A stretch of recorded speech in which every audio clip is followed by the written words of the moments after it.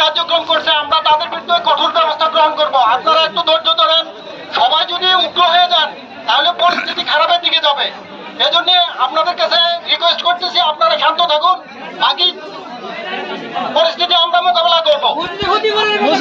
মসজিদ ওই ব্যবস্থা আমরা করতেছি, মসজিদের ক্ষতিপূরণের ব্যবস্থা আমরা করতেছি এবং ওইখানে যত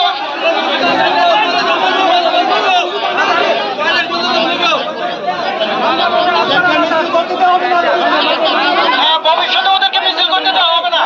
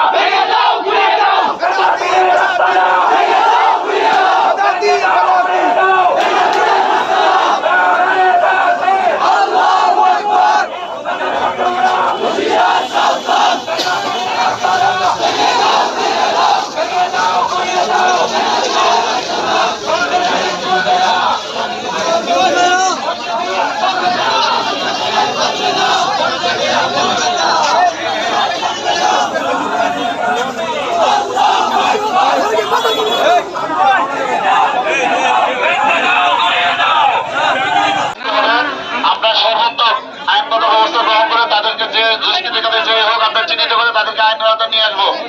আর আপনারা সবসময় ধৈর্য ধারণ করেন, ধৈর্য ধারণ করে মসজিদে যান, আপনারা নামাজ পড়েন, মসজিদের ভিতরে যান।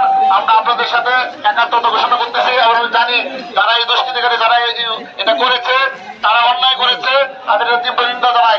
ভবিষ্যতে তারা সামনের বছর থেকে তারা এই প্রোগ্রাম করার মতো কোনো অনুমতি পাবে না ইনশাআল্লাহ।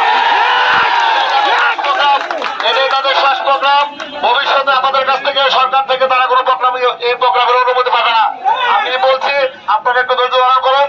যে ঘটনা ঘটেছে এটা আমরা আইনের আওতায় এনে আমরা সর্বোচ্চ দৃষ্টান্তমূলক ব্যবস্থা গ্রহণ করবো।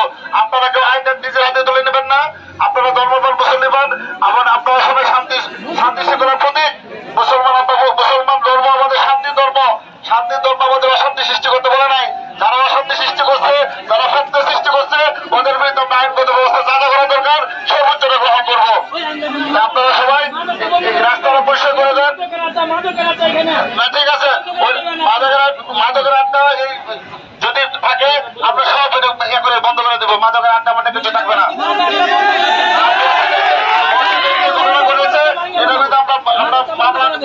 আইনগত সব ব্যবস্থা গ্রহণ করে ওদেরকে আমরা আইন আওতায় নিয়ে আসবো। আর আপনারা সবাই ধৈর্য ধারণ করেন। এখন এই এলাকাটা একটু পরিষ্কার করে দেন। আর যারা মসজিদ মাদ্রাসার শিক্ষক তারা মসজিদ মাদ্রাসায় চলে যান, দয়া করে চলে যান। আসসালামু আলাইকুম। মাদকটা বন্ধ করে দিন, মাদকটা বন্ধ করে দিলে মাদকের আড্ডা এখানে মাদকের আড্ডা মদ খাই গেলে। আসসালামু আলাইকুম। আপনারা একটু শান্ত হন।